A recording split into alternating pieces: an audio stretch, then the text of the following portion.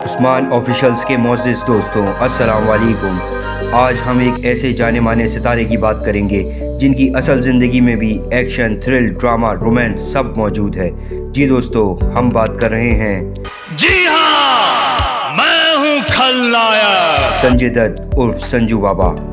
संजय दत्त सुनील दत्त और नरगिस के घर 29 जुलाई 1959 को मुंबई में पैदा हुए। संजय दत्त की दो बहनें भी हैं, प्रिया दत्त और नम्रता दत्त। संजय दत्त ने अपनी ज़िंदगी में बहुत उतार चढ़ाव देखे। उनकी पहली movie as a child star 1972 में रिलीज़ हुई। इनको बुरी आदतों से बचाने के लिए सुनील दत्त ने इंदिरा गांधी के मशवरे पर संजय दत्त को बोर्डिंग स्कूल भिजवा दिया था।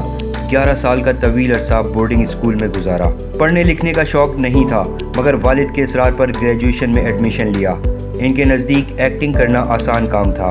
1981 में फिल्म रॉकी से डेब्यू किया, मगर ये साल संजू के लिए बहुत ही कठिन था क्योंकि नरगिस का कैंसर लास्ट स्टेज पे था और नरगिस को इलाज के लिए एब्रॉड ले जाया जा रहा था। नरगिस और संजू ये फिल्म बड़े स्क्रीन पर साथ देखना चाहते थे, मगर ऐसा ना हो सका और फिल्म की रिलीज से जस्ट 5 दिन पहले नरगिस का इंतकाल हो गया। संजय नशे की बहुत हाई डोज लेने लगे थे। एक दफ़ा तो ऐसा हुआ, जब वो सो के उठे तो नौकर से बोला, कुछ खाने को लेके आओ, बहुत भूख लगी है। तो वो रोने लगा। इस पे संजू ने पूछा, क्या बात है? तो नौकर ने बताया, बाबा आप 2 दिन के बाद सो के उठे हैं। इस पर संजू भी बहुत परेशान हुए और ड्रग्स छोड़ने का इरादा किया। सुनील दत्त से कहा, मुझे रिहैब भिजवा दें। संजय दत्त को यूएसए के एक रिहेबिलिटेशन सेंटर में भर्ती किया गया। संजय की गर्लफ्रेंड्स की तादाद एक अंदाजे के मुताबिक 308 है, मगर संजू ने शादियां टोटल 3 की। इनकी पहली शादी ऋचा शर्मा से 1987 में हुई, मगर शादी के कुछ अरसे बाद ही ऋचा की तबीयत बिगड़ने लगी। ऋचा से उनकी एक बेटी भी है जो कि अपने ग्रैंड पेरेंट्स के साथ एब्रॉड में ही मुकीम है। ये शादी ज़्यादा अरसे ना चल सकी और 1996 में ऋचा शर्मा की डेथ हो गई। 1998 में रेहा पिल्लाई से संजू ने दूसरी शादी की। इस दौर में संजू और माधुरी के अफेयर्स बहुत चर्चे में थे। चुनाचे 2005 में कुछ अरसा अलग रहने के बाद इन दोनों में डाइवोर्स हो गई। संजू ने तीसरी शादी 2008 में मानिता दत्त से की। मानिता का जन्म एक मुस्लिम फैमिली में 22 जुलाई 1979 में हुआ।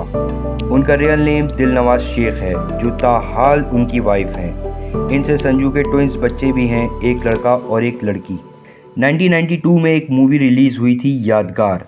ये संजय दत्त की ज़िंदगी की यादगार मूवी है जिसे वो कभी नहीं भूल सकते। यादगार के producer, director, actor Firoz Khan थे। इन्होंने ही संजय दत्त को अंडरवर्ल्ड डॉन दाऊद इब्राहिम से मिलवाया था।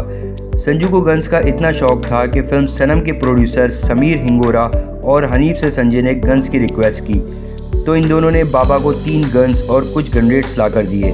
संजय ने एक गन रख ली और बाकी सामान वापस कर दिया। इसके बाद संजय दत्त की लाइफ में यू टर्न आया और 1993 के मुंबई ब्लास्ट में समीर और हनीफ अरेस्ट हुए। फर्दर इन्वेस्टिगेशन से पता चला कि ये दोनों अंडरवर्ल्ड डॉन अब्बू सलीम के लिए काम करते थे और ब्लास्ट में इस्तेमाल हुआ मवाद भी इन दोनों ने ही सप्लाई किया था। संजय के पास भी एक गन थी, इसी बिना पर ये भी गिरफ्तार हुए। 1993 में बाबा को जेल हुई। ये वही वक्त था जब खलनायक रिलीज़ होने वाली थी। इनकी जेल की रियल पिक्स दिखाकर खलनायक को प्रमोट किया गया और ये फिल्म बॉक्स ऑफिस पर छा गई। संजय को पहला फिल्म फेयर अवार्ड फिल्म वास्तव पर मिला।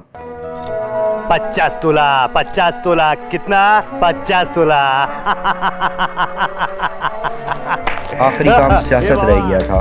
2009 में बाबा ने इसमें भी एंट्री मारी, मगर इनका केस अब तक पेंडिंग में था, जिसकी बिना पर हाई कोर्ट ने एज अ कैंडिडेट बाबा को रिजेक्ट कर दिया। 26 फरवरी 2016 को फाइनली संजय दत्त इस केस से बाइज्जत बरी हुए। संजय जेल में पेपर बैग्स बनाने का काम और जेल के रेडियो पर एज अ आरजे काम करते थे। जेल में उनकी कुल कमाई 30,000 थी, जो जेल की कैंटीन में वो खर्च कर चुके थे। जेल की कमाई के आखिरी 450 रुपये बाबा ने अपनी बेगम को दिए। जी दोस्तों, वीडियो अच्छी लगी हो तो वीडियो को लाइक और चैनल को सब्सक्राइब ज़रूर करें।